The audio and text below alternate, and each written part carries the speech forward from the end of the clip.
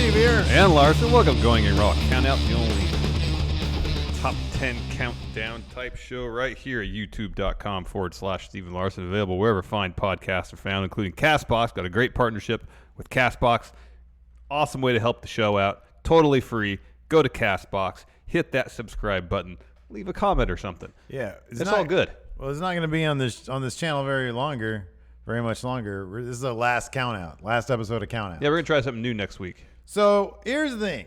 I kind of feel like we're sort of caring a little bit less and less about countouts. I think here's my thing. So when we do top 10s, I feel like too often they've already been done better. It's one thing to do sort of a podcast format version of a top 10, which I don't think not a lot of people do. But like, our friends over at, Cultaholic, obviously, What Culture, Bryan Zane, I think, does lists also. Highly produced, very entertaining. And then we do what we do. Which is fine. I think there's something to be said for what we do.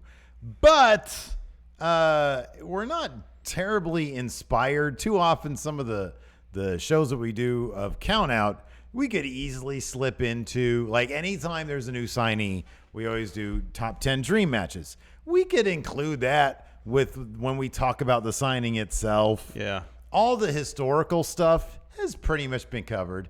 And on top of that, we're sort of getting to the point, like, we've been talking about doing like a retrospective on Brawl for All. Yeah. But as a more produced thing.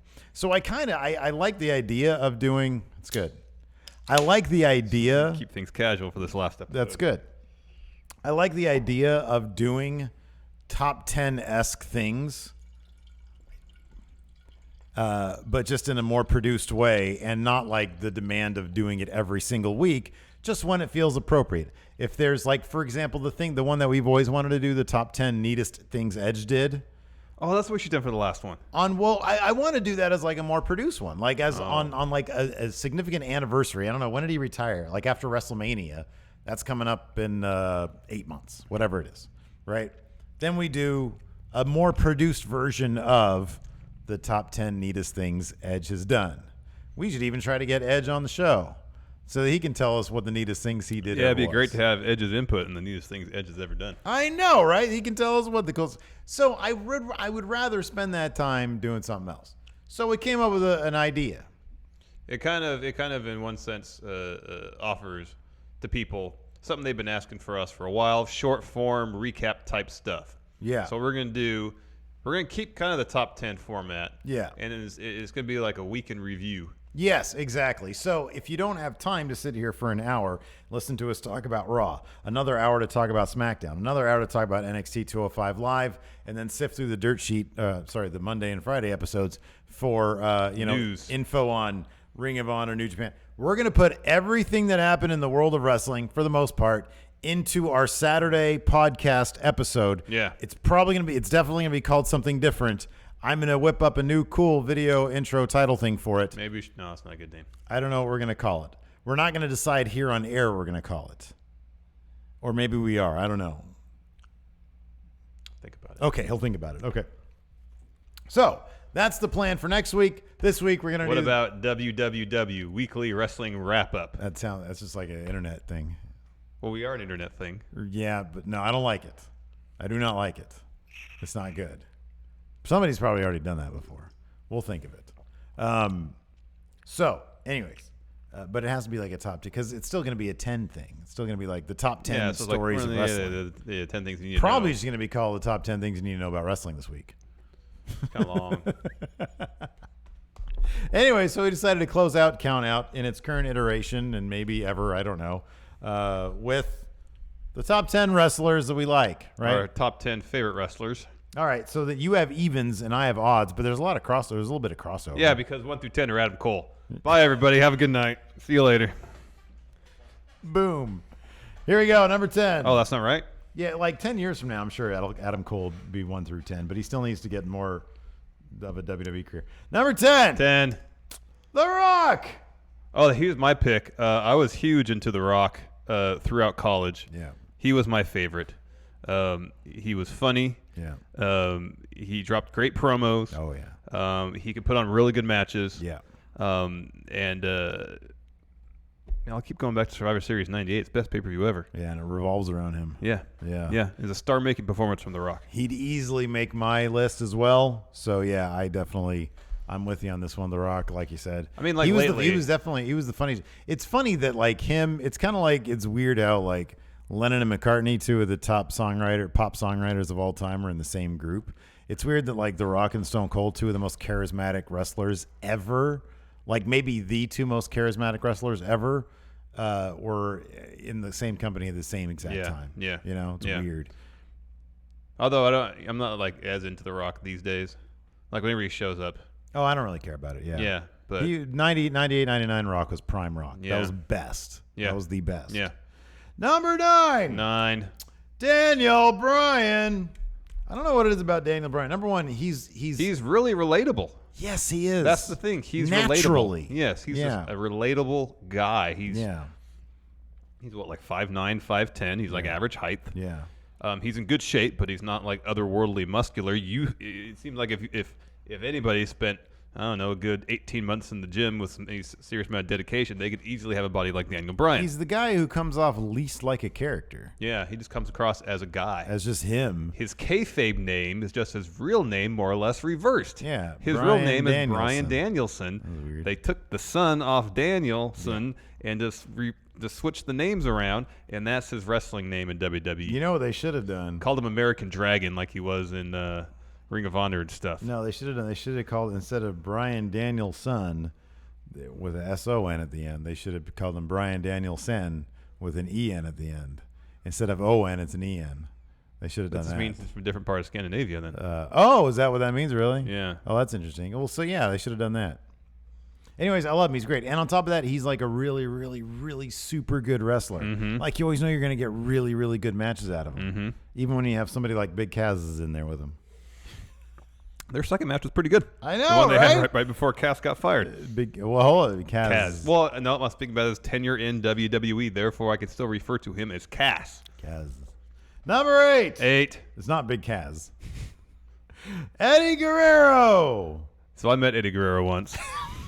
That's why he's your favorite. No, he was great. Eddie Guerrero, the reason I wanted to go meet Eddie Guerrero, because I loved his work. This is back in the WCW days. This is probably 1997, I would say. So you were in your mid-30s? Early 40s. And so I guess WCW was either in town or they were just doing promotional stuff for a future show. But Eddie Guerrero had an autograph signing in the parking lot of a Craig Auto Parts. How many hundreds of people showed up? 40. Maybe 50.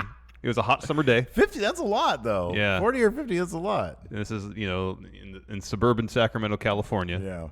Yeah. So I went, just kind of hung around there the entire time he was there. This is amazing, because you're not talking about his accomplishments. You're talking about you hanging out with him in a parking lot. Had a little chit-chat with him. Yeah. Got an autograph. Do you remember what he said? No. Yeah. He seemed very tired. Yeah, everybody does. When I ran into Jeff Hardy at McDonald's in 99 or whatever it was, he seemed super tired. Yeah. He was like doing this. Yeah. I imagine that lifestyle is very exhausting. Anyways. Yeah, no, we're headed on now to Bakersfield. Yeah. So, again, the reason I wanted to get Eddie Guerrero's autographs because I liked his work. This is, I think, around the time. It was after this. I think he's doing a lot of stuff with Chavo. Yeah. Cheat to Win. Yeah, that's great stuff. It was great stuff. Yeah. Eddie was awesome. He was great in WCW, really underutilized. Mm-hmm. Winner of WWE in 2000 or so, and really took off. Mm-hmm. Eventually became WWE champion. Yeah. Won all sorts of belts. Passed away far too early. Yeah, way too early. But he was great. He was really can't say enough good things about Eddie Guerrero. No, he's fantastic. Passed away way too early. I'll never forget that scene with him and Benoit at the end of WrestleMania 20. When they're, but it's like two guys from WCW, least likely to reach the top of WWE, and there they are. Yep. And it was fantastic. Yep. So he's fantastic. Number 7. 7. Chris Jericho. It's funny because I never really thought of him as one of my all-time favorites, but recently I just sort of been putting it together with him man, especially now that like when he's in New Japan doing like crazy stuff and just continually reinventing himself, and every single time out, it's something more interesting and different. But going back to WCW, dude, he was like our favorite back then. Oh yeah. Yeah, back when he was trying to get a feud with Goldberg, that was hilarious. And he was in that feud with Dean Malenko, great stuff. Yeah, no, it was fantastic, and his debut on Raw, which was just like maybe the greatest debut ever. Everybody knowing that like he was underutilized and not treated well in WCW, like we just all knew that. And then he comes to WWF, and it's like instantly they make him a star, or they treat him like the star he is. Just the best. And then like he just kept on coming back, winning world titles. First ever undisputed champion. Yeah. And then now everything he's doing, in New Japan, he can just come and go as he pleases, wherever he wants. He's got this cruise coming up.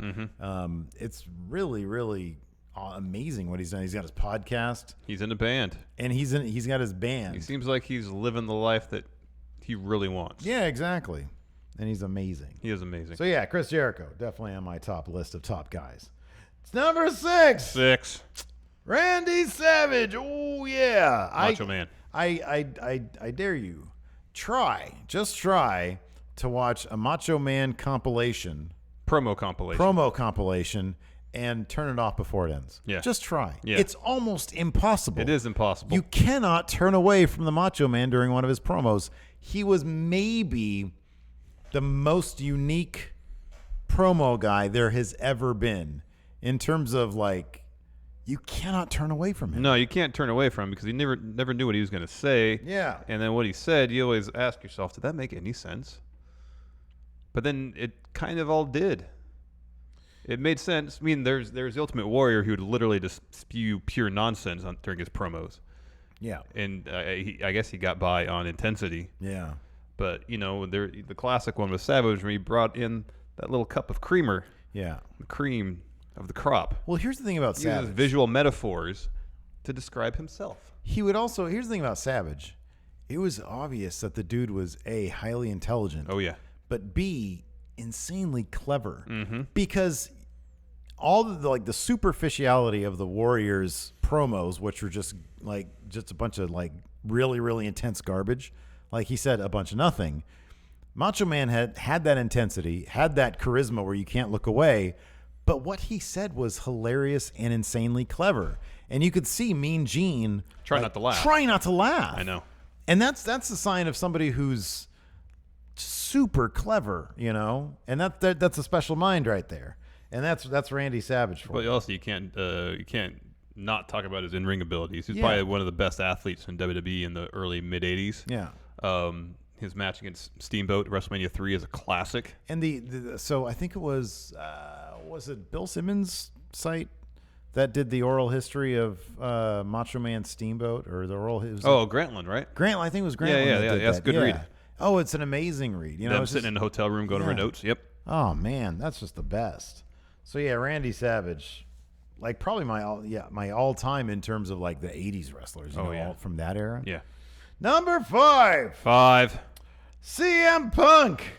Man, he was so cool. Why is his name so small in comparison to everybody else?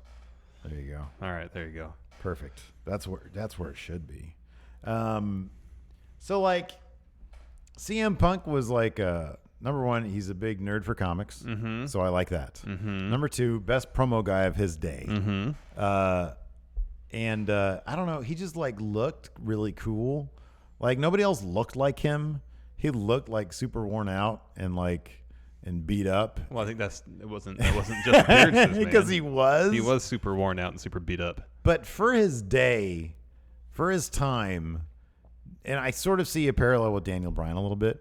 CM Punk, every match he had, it came off like he was acting like it could be his last one, And there's something really, really cool about that. He obviously it's funny because he had the right balance of taking this shit really seriously and understanding the ridiculousness. Yeah. He was that essence of pro wrestling, which is something that you can take it super seriously and at the same time understand that it's completely ridiculous. He encapsulated that perfectly.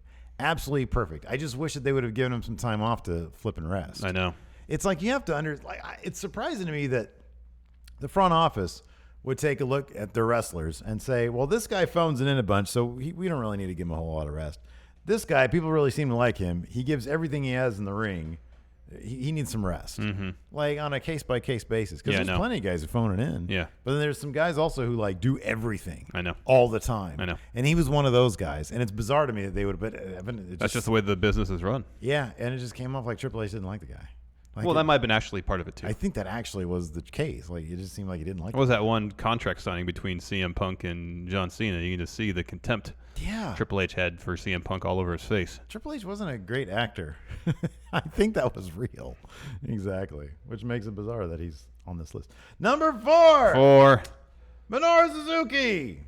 This is your spirit animal. Yeah, man. I would argue that Menorah Suzuki might be, if not isn't, the most legitimate badass to ever be in professional wrestling. After watching some of his pancrase matches, whoa, pretty much. Yeah. He was one of the co-founders of. He got started, I believe, in professional wrestling. Left that to start pancrase. Competed in that for a number of years. Was a king of pancrase. The only person I think to beat Ken Shamrock twice during Ken Shamrock's heyday. Eventually went back to wrestling. He wrestled in New Japan. He wrestled all over the place. There's all sorts. Go on Google and just type in Menorah Suzuki GIF, and you will see such a wide breadth of wrestling. You see him being a badass. You see him wrestling a match in the empty Tokyo Dome on the baseball field. You see him run over somebody on a bicycle. You see him wrestle a guy in a robot outfit. You see all these things. Did you mention the Godzilla one? No, that was there's a Godzilla thing too. Yeah. He's done it all. He's done it all extremely well. He's still out there kicking ass at nearly 50 years old. No, he just turned 50. Sorry, celebrated his 30th anniversary in the wrestling ring. Apparently putting on a classic against Kazuchika Okada in a pouring monsoon. We need to watch that. I know. It's on New Japan World. I know. I feel like I'm only really scratching the surface of what Menorah Suzuki has done in his career, and I think he's the absolute greatest. And I can imagine the more I look into what he's done throughout his career, the more I'll appreciate him. Yeah. No, he's fantastic. He is awesome. Number 3. Stone Cold Steve Austin. Whoa, I thought Stone Cold was your favorite ever. Well, I thought about it for about 10 minutes. And then I switched this guy with my number 1. And there's a couple good reasons for that. Stone Cold Steve Austin. I mean, this is not like a big shocker. This is not some underground pick. This isn't like, I liked Orville Brown a lot. You do like Orville Brown a lot, don't you? I don't know dick about Orville Brown besides he was the first NWA champion. Stone Cold Steve Austin is a lot of people's favorites. Do you know every time, this doesn't happen with any other shirt, when I wear my the 8-bit Stone Cold Steve Austin shirt, every single time I get multiple compliments throughout the day. Oh, yeah. And I barely go anywhere. Yeah, you do. I am usually here or at home, and it's neither. They're not coming from you. Yeah, because I'm the one that got you the shirt. They're not coming from my family. Nope. Wherever else I go. When you're strolling through, what's that grocery store near your place? Winco. Get yourself a take-home pizza. Sometimes, yeah. Sometimes I wear it to like Planet Fitness. I'll always get a notice there. And oh hell yeah there. And oh hell yeah. When we went to the coffee shop, somebody mentioned there. Oh hell yeah. Oh hell yeah. Oh hell yeah. They do whatever this is. Yeah, I don't know what that is. Yeah, I don't know that. But yeah, growing up, talk about a dude who, when he'd cut in a promo, you cannot look away from him. Yep. He had that weird speech thing that thing. You couldn't look away from the dude. And he had such intensity that he could stare at someone while never blinking. And all the stunners he would drop, growing up, in college anyways, watching him during the Attitude Era live as it happened, you understood the pop that he would get when the glass broke. Everybody just lost their shit. It was like the Beatles, man. Like that glass broke. I was like, oh my God, because you knew he was going to come stomping out with his knee braces and his short shorts. And his vest. Start dropping stun. And he didn't look goofy at all. And he just started dropping stunners on everybody. I mean, nobody's been like that. Nobody has been like that. Stone Cold Steve Austin. Number 2. The Heartbreak Kid, Shawn Michaels. You know I'm cute. You know I'm cute. That was the wrong thing. Oh my goodness. Sorry. This is your favorite dude. Yeah, it's really 1A, 1B between HBK and Minoru Suzuki. Okay, sure. I feel like once I really understand the full scope of what Minoru Suzuki has done on this planet, he could easily be number one. Mm-hmm. Historically speaking, however, Shawn Michaels has been my favorite wrestler, going back to the late 90s. Yeah. When I started getting back into wrestling, it coincided with the formation of DX. Yeah. So I only really caught maybe another, I don't know, a few months of his first WWF run. And then, he'd make the sporadic appearances as guest referee. He was GM of, I think, Raw for a little bit. Unfortunately, though, when he came back full-time is kind of when I got out of wrestling for a spell. And one of the pleasures I've had watching content in WWE Network is catching up on all the stuff that I missed. Because I wasn't really into watching wrestling as much during his second run. Yeah. And it's been an absolute delight because he did some of his best work when he came back. Mm-hmm. And that's not to take away from his earlier work either, because he was putting on great matches even back as a member of the Rockers. Mm-hmm. I think there's a really good reason why a lot of people consider him probably the best in-ring performer in the history of the business, is because every match he gave it his all. Yeah. I thought you mentioned that with CM Punk. Mm-hmm. It seemed like every match Shawn Michaels wrestled it as if it was going to be his last. He put his body out there, put his body on the line, bumping all over the place, selling, making his opponent look good. Mm-hmm. And it's not to say he never had a bad match, but his good matches are just as good as any matches anybody's ever put on. Yep. Yeah. I agree. Number one. This one is mine. The Game Triple H. Look, man, here's the thing. When I was in college, he was the prime, but he's maybe like the best heel maybe ever. This dude worked so in an age of anti-heroes. You had Stone Cold, you had guys like The Rock, you had guys like, even back then, Undertaker was starting to do the anti-hero thing. Yeah, when he was the Dead Man, the biker. Yeah, Undertaker. it was like American Badass. Sorry, it was like cool to be a bad guy. Well, Triple H wasn't about that. Triple H was about being the guy who was actually bad, being the guy who used a sledgehammer to win. We're talking about the Reign of Terror. Well, kind of, yeah, but even like before then, like he was doing the funny stuff with DX also. But then after all that, you would hear from everybody just about, well, mainly the Clique, about how smart Triple H was, how much of a head for the business he had, how much knowledge he wanted to absorb from everybody around him. This dude, not just from other wrestlers, but from production across the board. This dude made it his goal to be the most hated guy in pro wrestling, and he largely accomplished that. And yet, when he got injured, tearing his quad off his off his bone. Finished the match, came back 8 or 9 months later to a massive, huge ovation. And this guy's supposed to be like the biggest bad guy ever. And he had been, but people appreciated his work so much. And then, of course, he went back to being a heel shortly after that. But he's got a love and respect of history. I think it was up to him. We would never seen Undertaker's streak end. I'm really looking forward to the day when he's fully running the show. I hope that day comes, because I do think that the difference between NXT and main roster that matters at this moment has nothing to do with even necessarily style of wrestling. It has to do with long-term vision. Mm-hmm. And Triple H has long-term vision, especially when it comes to his child, not his literal child, but his brainchild, NXT. It's the best wrestling there is today in the way the stories are told, the TV production, the takeovers, which are the hottest shows. Every single year, takeovers are the shows that people buzz the most about. And that's all Triple H. The man is everything great about wrestling. Yes, he had some bumps along the way. His reign of terror, when he probably should have been putting some other guys over. But then if you look at his WrestleMania win-loss record, he's actually lost quite a bit at WrestleMania. So yeah, hasn't all been plumb. Like he bang like a dead person one time? Yeah, kayfabe. So there's been some not great stuff too. But not everybody's got their their shit stains on their career.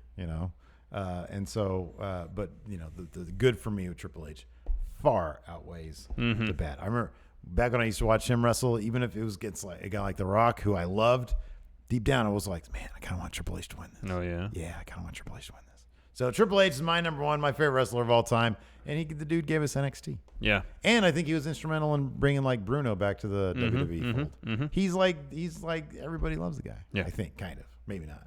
Like Steiner probably doesn't. Yeah, probably not. Probably. Who do you think is more beloved? Kevin Nash by other wrestlers. Kevin Nash or Triple H? Oh, Kevin Nash. Yeah, everybody seems to love Kevin Nash. Yeah. Triple H can't be loved by everybody because he's like still the head of the corporate thing. It's true. I know CM Punk doesn't like Triple H. Yeah, exactly. But I think he likes Kevin Nash. Yeah, he seems to be cool with Kevin Nash. Everybody likes Kevin Nash. It's weird. Yeah. He seems like a pretty laid-back dude. Kevin Nash and Kane. Everybody loves both those guys. Yeah, seems like it. Yeah, except for Kevin Nash, not Bob Holly, not Shane Douglas. Yeah. But as we said before, they both seem kind of grumpy. Yeah, they're kind of grumpy. They seem like it anyways. That's it for the last episode of Countout for now. Anyways, we'll be back next week with our all-encompassing, as yet untitled, Going in Raw show. We're going to try to make a big deal about it. So until then, we'll talk to you guys later. Bye.